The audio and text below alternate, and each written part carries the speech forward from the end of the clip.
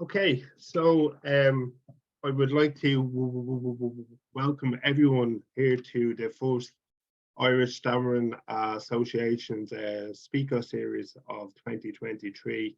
It is it is it is great to see people here from Ireland, people here from across the water in the UK, people from Europe, and people from the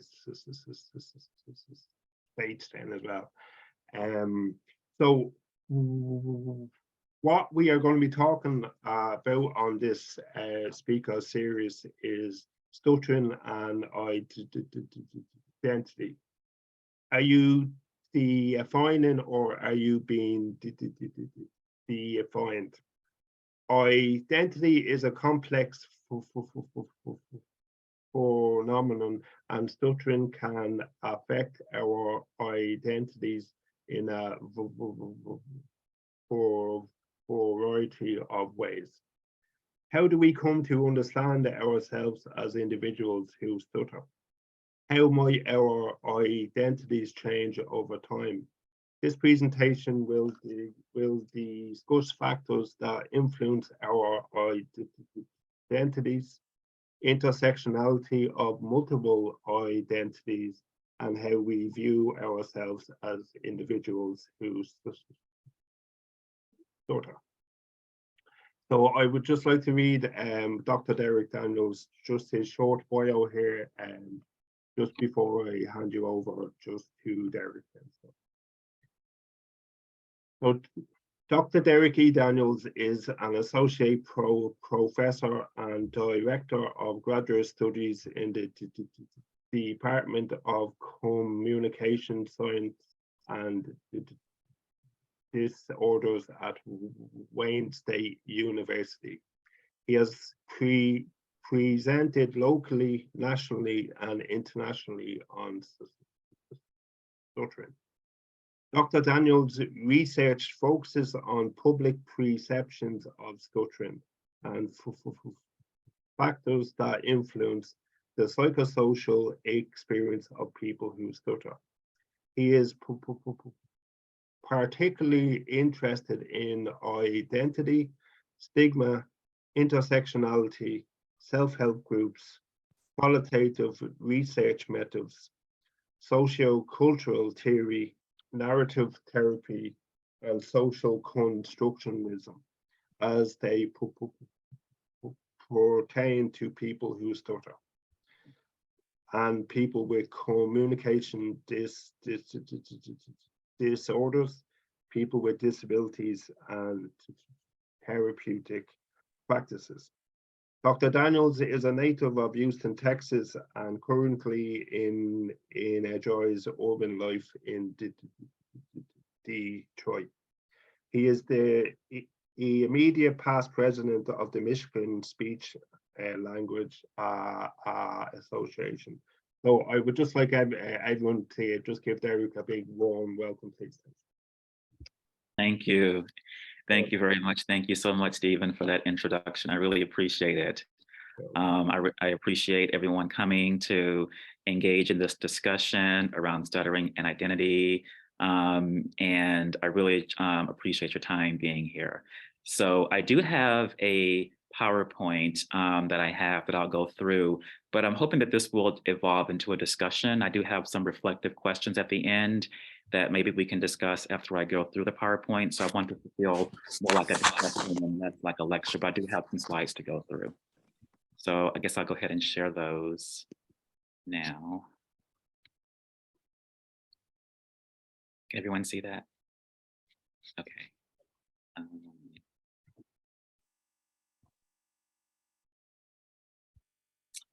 Okay, so again, thank you so much. And when I was approached to talk about a topic for the speaker series, I thought to myself, I don't think I know anything.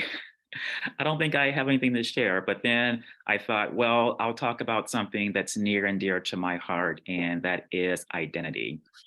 So we have a lot of discussions around stuttering in different circles. We have discussions around etiology. We have discussions around best practices for working with people who stutter. But I decided to talk about something that's really near and dear to my heart, and that is stuttering and identity. So who are we, and how do we understand ourselves? And in particular, how do we understand ourselves as people who stutter? So I'm a person who stutters myself. I'm going to go through a little bit of that later. But I think we, you know, can stuttering be a part of our identity?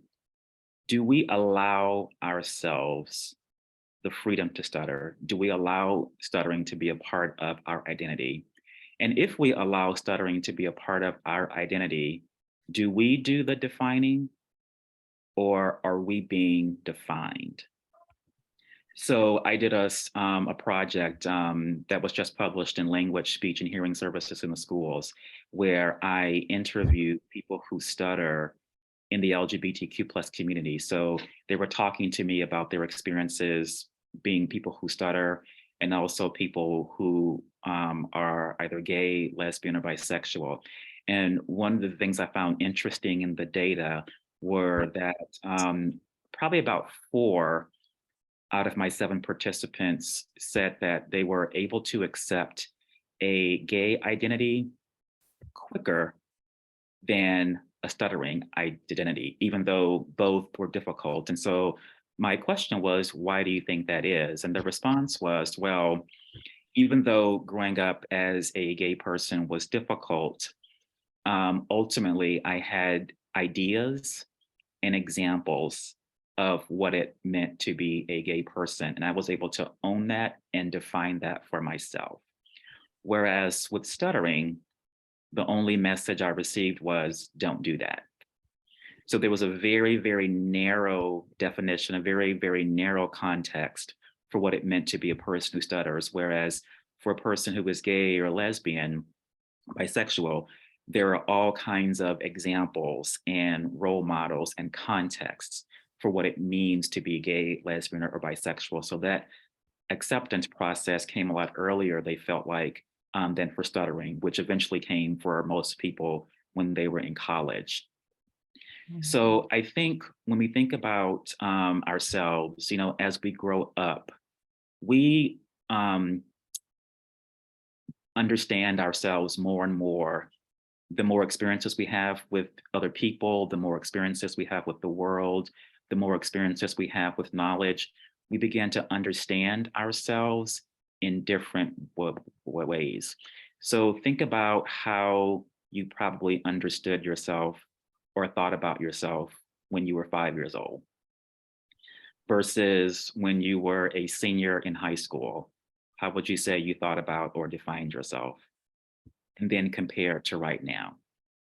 And it probably changed over time. Again, the more knowledge we have and the more experiences we have, we begin to redefine ourselves in different ways. Some identities are easier to accept than others. Some identities we tend to adjust more than others. Some identities we might conceal more than others. Some identities we might be very open and honest with more so than others. So what factors play into this process of self-image, and what factors play into this process of self-definition? I think these are the questions that really, really interest me. So I'm hoping that we can get into a discussion about identity, to get into a discussion about what stuttering means to you, what stuttering means to us, and how that process might change over time and how it looks different for different people. So again, who are we, and who decides that? Who does the defining? Who sets the rules? Who sets the expectations for thinking about how we see ourselves and our identities? So I have identity and identities because we have multiple identities. We don't just have an identity, we have different selves and we have different identities. And I think when we think about this, we can talk about and define identity probably in a number of ways. But when I'm talking about identity, I'm talking about the stories that we tell ourselves and the stories we tell others about who we are. So certainly when we think about identity, we could think about, the typical social categories. We can think about a racial identity. We can think about a gender identity, a religious identity, your political party affiliation. We can think about broad social categories, but also just think about any dimension of yourself that's important to you, any dimension of yourself that has salience. So that's sort of what I'm talking about when I'm talking about identity. And we all have different identities that are important to us. So I'm going to just pose a few questions that I want you to think about. And then if there's time at the end, we can reflect on them. So the first question is, if you had to describe yourself to someone you didn't know, what would you say about who you are? And maybe how has that changed over time?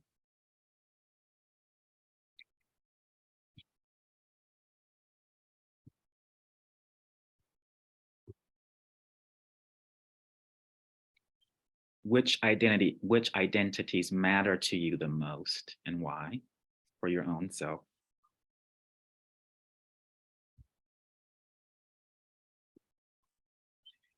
Do you have identities that are more, need to move my screen here. Yeah. Do you have identities that you are more open about than others? Do you have identities that you conceal?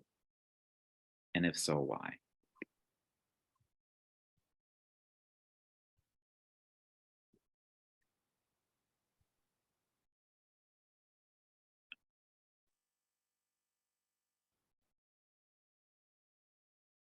I'm trying to get the configuration back to where I had it.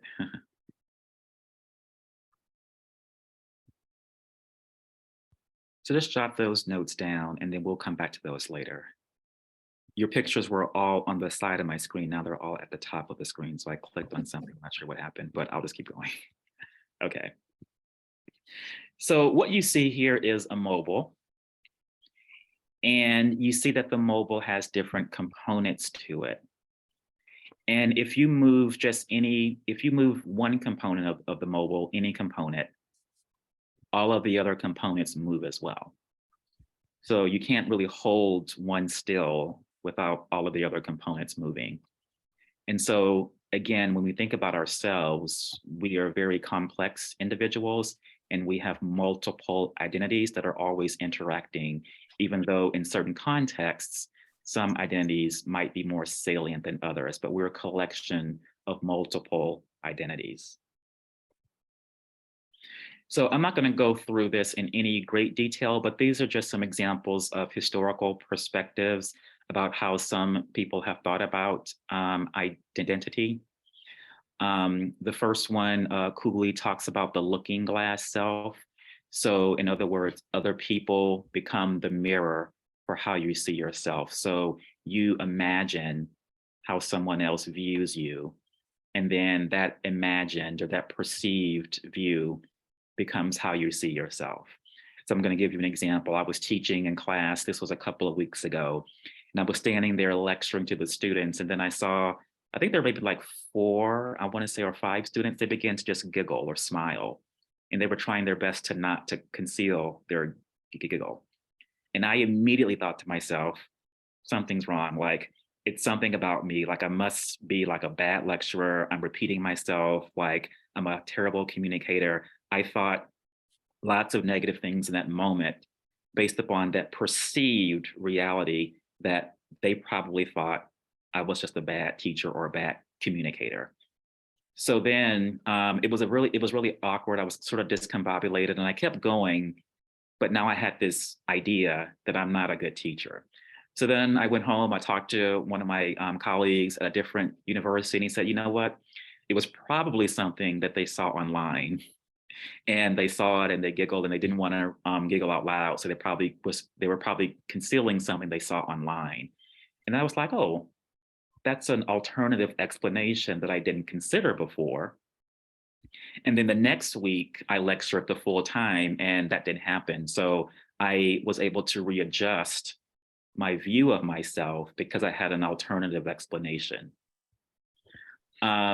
Me talks about the I and the me. So we have sort of your self that is what you're expected to be, and then the self of who you really are. And those can either align or not align. Goffman talks about dramaturgy, where we're all actors on a stage. And so the context and the setting and who you're talking to sort of changes how you behave. That's the front stage with the audience. And then the backstage is sort of who you really are, sort of your real self. And then Shatton, Hagstrom, and Koski talk about these different components of the self. So the self is biographical. So we all have personal histories and individual attributes that make us who we are. And then we all have different roles that we occupy. So college professor, mother, teacher, politician, whatever. And then there's culture. So this includes expectations. It might include beliefs. It includes things like stigma. And then interaction. We are constantly interacting with different people, and sort of the interactions we have with other people sort of shape who we are. So I think what all of these historical theories have in common is that other people seem to play a role in how we view ourselves as people. So when we think about identity, the stories we tell ourselves and others about who we are and who we hope to become. When we think about stuttering, there's been a lot of research and a lot of studies that have shown that people who stutter tend to view themselves in very shameful ways, particularly when people first begin to stutter and when they first, a lot of their childhood experiences tend to revolve around shame. So, what factors influence identity? What factors influence how we see ourselves? So, this definition here, or this passage here by Beverly Daniel Tatum, it comes from this book here, where she's talking about racial identity development. But I like this passage here because it really talks about the different factors that come into play when people are first beginning to define themselves. So she says, who am I? The answer depends in large part on who the world around me says I am. Who do my parents say I am? Who do my peers say I am? What message is reflected back to me in the faces and voices of my teachers, my neighbor, store clerks? What do I learn from the media about myself? How am I represented in the cultural images around me? Or am I missing from the picture altogether? So how have we been reinforced for a particular aspect of who we are as we were growing up? And then how did that change, or how did that get redefined over time? So looking at factors that influence identity narratives, and we can even talk about this in relation to stuttering. So how was stuttering reinforced in our families? Families are an important agent of socialization for an identity narrative. Schools, how was stuttering talked about? How was it reinforced in schools, in the general public, in the mass media? I think these are all factors that sort of play into how we might view ourselves, either in a positive way, in a negative way, or in a neutral way. So we have this image of who we are. We have this image of ourselves as we're growing up based upon all of these factors and based upon how we have been reinforced by other people. But then how can these narratives be restructured to improve well-being? How can these narratives then be restructured to have a more positive sense of self? So learning new narratives, learning alternative narratives that are different from the dominant narrative. A dominant narrative, might be stuttering is something that needs to be fixed. It's something that needs to be concealed. It's something that needs to be minimized. A new narrative might be stuttering can be a part of your identity. Stuttering can be something that you're proud of.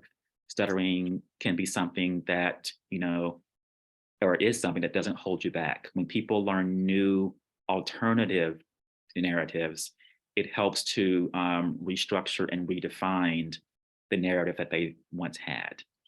Being able to engage in a shared community. So when you engage in communities with others who are like you, then that also helps to reshape your image or your view of yourself. Support, all these things create new knowledge, they create confidence, they create resiliency. So, our identities don't necessarily have to be fixed. They can change and they can be redefined over time as people learn alternative ways of being. They are exposed to new and different ideas about what it means to have a certain identity. So during the process of growing up, some people who stutter reach a point of acceptance and they begin to see stuttering as a very important part of their identity. And for other people, they see stuttering as a part of their identity, but maybe not as salient as others might. So the degree of salience that we assign to an identity might be different for every person.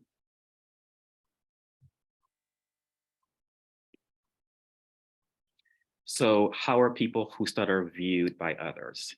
There's a lot of research that shows that stuttering can and is viewed very negatively. So if you read the research on school teacher perceptions and school administrator perceptions, college and university instructor perceptions, peer perceptions, employer perceptions, and even speech therapists, it's this idea that stuttering is something that a person should not do. It's something that should be concealed and minimized. And the goal is to not stutter or to be as fluent as possible. These are narratives that have been sort of embedded in the experiences of people who stutter by these different constituency groups. So then it makes sense then that when people who stutter are interacting with others and they're growing up, they can have this very negative view of themselves. And it can be a very negative part of their identity, again, until they are exposed to these new narratives about what it means to stutter. And also, when we look at reference groups, for a lot of people who stutter when they're growing up, the reference group are people who don't stutter. So it's this sort of comparison game where people who stutter compare themselves to people who don't stutter. Here's how everyone around me talks, and that's how I should talk. So, and this happens for a lot of marginalized groups as well, is that they don't really have exposure to other people who share a similar characteristic or a similar identity. But then over time, people begin to find community. They begin to find others who share the common identity or they share the characteristic, and then a culture or a community emerges. So I'm going to take you through a little bit of my story in a bit, but that culture or that community can be a very, very important positive sense of identity for people to be around others who share the same identity. And then we have this idea of intersectionality. So I like this quote by Audre Lorde, is that there is no such thing as a single issue struggle because we do not live single issue lives. So intersectionality has been around for a while, but the term itself was coined by Kimberly Crenshaw in 1989. So we've always known about intersectionality. We've always known that people can experience multiple oppressions and people can experience multiple disadvantages. But this term came out of the legal scholarship by Kimberly Crenshaw, when she's talking about the experiences of Black women. And one of the things that she's saying is that if you look at the experiences of a Black woman, you can't just look at race alone, or you can't just look at gender alone, that both of those are going to work and interplay together to shape the experiences that a Black woman will have. So this idea of intersectionality, I think it really draws our attention to complexity, and it draws our attention to identity complexity. So not everyone experiences life in the same way. And the meaning that one person attaches to stuttering or to one identity might be different than how another person attaches that same meaning. So when I was growing up, I grew up in Houston, Texas. Houston is a very, very diverse city. I went to school with all kinds of people. And, you know, I knew that racism existed, but I never really thought about myself as a Black man growing up, because I had a lot of exposure to a variety of people living in a very big, diverse city. However, I always felt very different for stuttering. Now, I always thought very deeply about my stuttering, and it was always a source of shame because that was the message that was reflected back to me. But when I got to college, I went like away for school, and I started to experience racism. And I actually had some overt experiences with racism, and I thought, oh.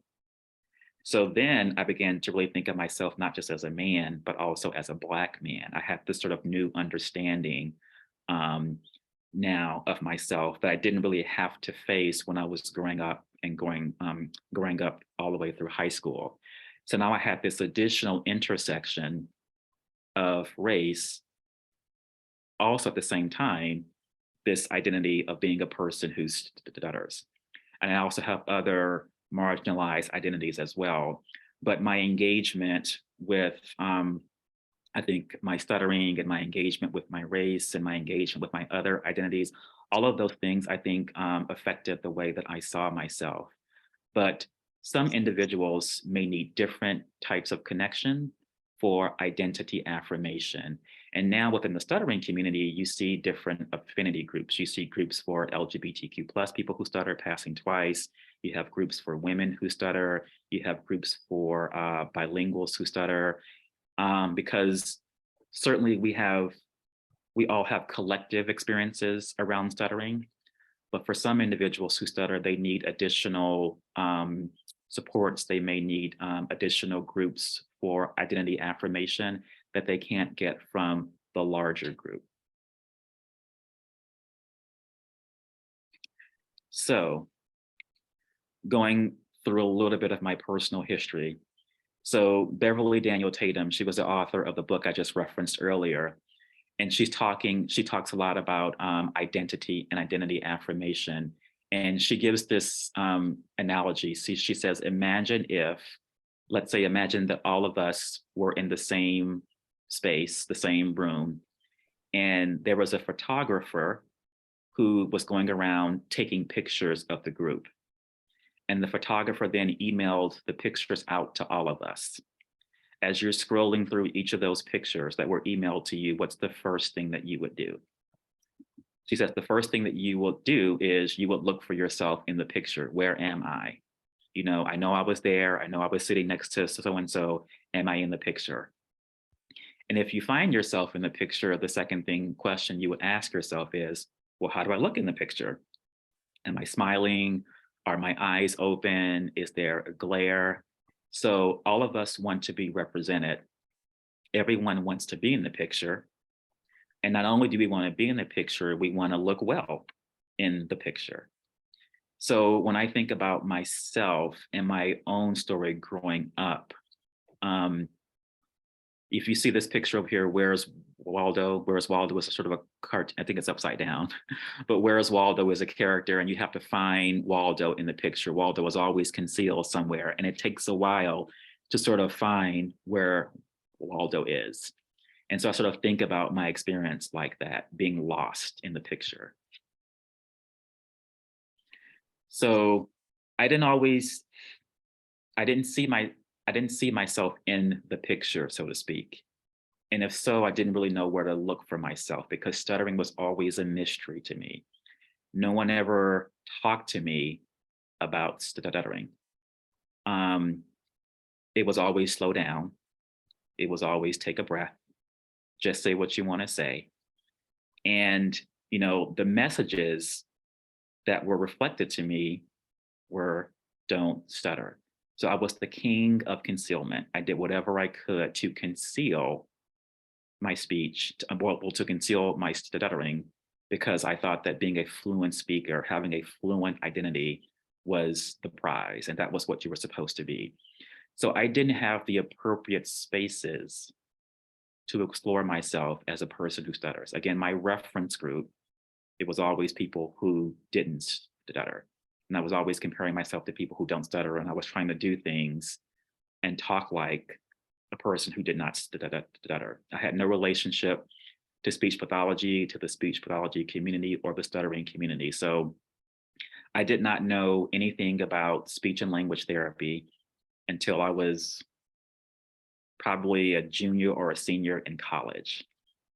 So that's really where I learned that this whole other world existed. That's where I learned about these alternative narratives, these alternative ways of being that I didn't know existed. So from my childhood years all the way up through my undergraduate years, the dominant narrative for me, for my identity was, again, don't do that. You have to conceal it. And then when I was in college, I was a sociology major. So I was learning a lot about race and about class and about gender and ability and disability. And then thinking to myself, oh my goodness, difference isn't a bad thing. Difference is actually good. Difference is beautiful. So all of these years, I'm thinking that my stuttering was bad. I actually think my stuttering fits into these perspectives that I'm learning about diversity and difference. And then a shift began to happen in my identity because I now saw and felt a place for me that was different than before. So again, there was lots of shame. Much of my life was hiding due to fear of judgment. I always airbrushed myself.